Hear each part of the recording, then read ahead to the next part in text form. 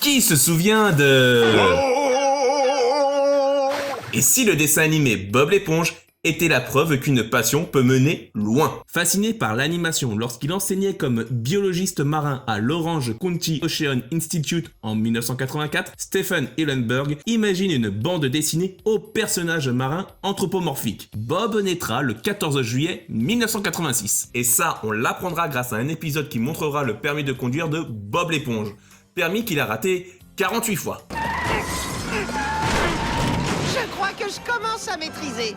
Pourtant, ce n'est que le 1er mai 1999, soit 10 ans plus tard, que tout le microcosme de Bikini Bottom sera diffusé à la télévision pour la première fois sur Nickelodeon. Doublé dans sa version originale par Tom Kenny, qui a déjà prêté sa voix au pingouin de Batman et à Spyro le dragon, Bob est le plus long animé de Nickelodeon, possède l'audience la plus forte sur cette chaîne et est diffusé dans 208 pays. Avec son maigre budget de production initial, Bob l'éponge est plus solidement accroché à son animé qu'un corail sur sa barrière, devançant en nombre d'épisodes les Razmoquettes, le Spontex détrône même les Simpsons en étant le dessin animé le plus regardé à la télévision au monde. Perdu dans les abîmes des fosses marines depuis 20 ans, récapitulons l'histoire. Habitant avec son escargot de compagnie dans un ananas à Bikini Bottom, localité paumée au fond de l'océan Pacifique qui s'inspire du mode de vie de Seattle, Bob est une éponge en short-cravate aussi énergique, optimiste qu'immature. Cuisinier dans un restaurant tenu par un crabe et dont la spécialité est le pâté de crabe, Bob vit des aventures improbables aux côtés d'un calamar arrogant nommé Carlos Tentacule, d'une écureuil texane appelée Sandy et de son meilleur ami au QI aussi limité qu'un vieux boxeur en fin de carrière. Oh bordel, Bob l'éponge, le dessin animé au synopsis écrit dans un aquarium de ganja. L'animé attestant que ce n'est pas la chose la plus intelligente en apparence qui nourrit les débats. Et surtout, Bob l'éponge, le dernier survivant de l'animation des années 90, a autant questionné et qui n'a pas été atomisé.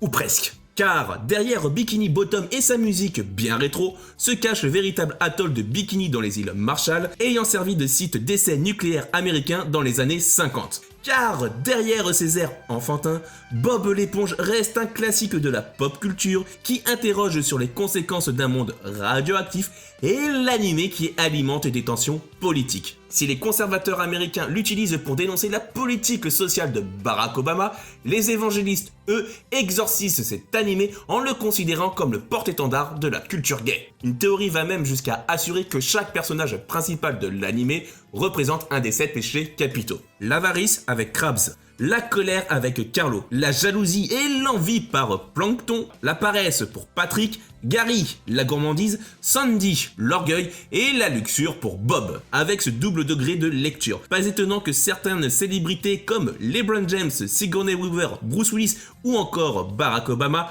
aime cette franchise. Star des années 2000, le cuistot au rire inimitable est donc devenu une légende de l'animation. Cet incontournable de la pop culture qui aurait dû s'appeler Sponge Boy si le nom n'avait pas été pris par une marque de balai nettoyeur, et même l'animé dans lequel les célébrités se bousculent pour apparaître. Johnny Depp, Robin Williams, David Bowie, Whoopi Goldberg, Pink ou encore David Hasselhoff, Mark Hamill, Victoria Beckham et Scarlett Johansson, beaucoup ont voulu côtoyer le Bob. Même le groupe de rock Metallica a commercialisé un t-shirt où ils apparaissent en live aux côtés des personnages de l'animé. Et dire qu'au départ, Bob n'était qu'un personnage secondaire dans l'œuvre de Stephen Hillenburg. Avec sa pléthore de produits dérivés, jouets, jeux vidéo, longs métrages, ou encore caleçon porte-bonheur pour Antoine Griezmann, Bob l'éponge est aujourd'hui une franchise estimée à 8 milliards de dollars. De quoi donner des idées à Nickelodeon pour un préquel à Bob l'éponge ou pour élargir son univers avec le développement d'une série sur Patrick. Fan de Bob l'éponge, vous savez donc ce qu'il vous reste à faire,